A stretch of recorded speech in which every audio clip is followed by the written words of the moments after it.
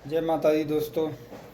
आज है नवरात्रों का पहला दिन, यानी माँ शैलपुत्री मैया का दिन। नवरात्रों में प्रथम दिवस पर माँ शैलपुत्री मैया की पूजा होती है।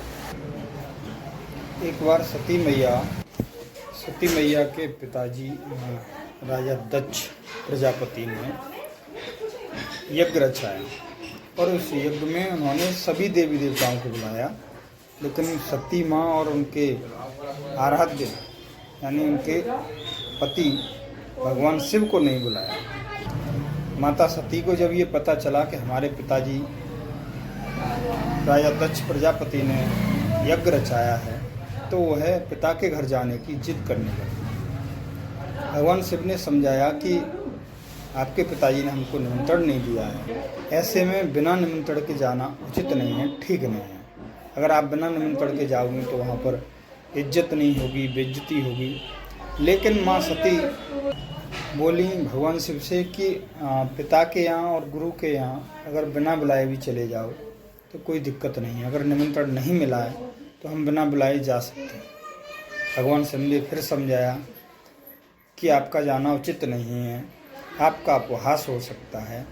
लेकिन माँ सती जिद करने लगी।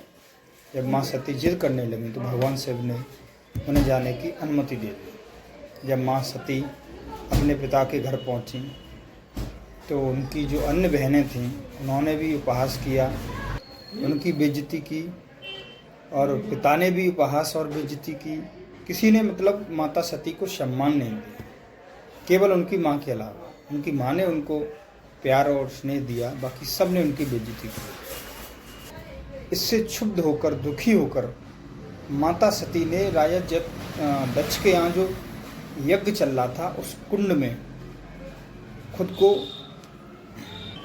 अग्नि के हवाले कर दिया और माता सती उस यज्ञ में, उस हवन कुंड में जलकर राख हो गई। जब ये बात भगवान शिव को पता चली तो भगवान शिव को बहुत ज़्यादा क्रोध आया और क्रोध में आकर के भगवान शिव ने प्रजापति राजा दक्ष के उस यज्ञ को तहस नहस कर दिया, बर्बाद कर दिया, विध्वंस कर दिया।